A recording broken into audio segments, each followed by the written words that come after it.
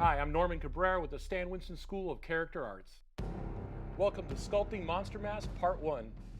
Sculpting a latex mask is really a great way to learn how to make monsters. I always try to tell people, make a simple mask first. Anything that you can do in a more advanced makeup, you can basically do in a mask. In this first class, we're going to cover inspiration and reference. I always like to start off with inspirational materials to look at to get me excited about the piece I'm going to work on.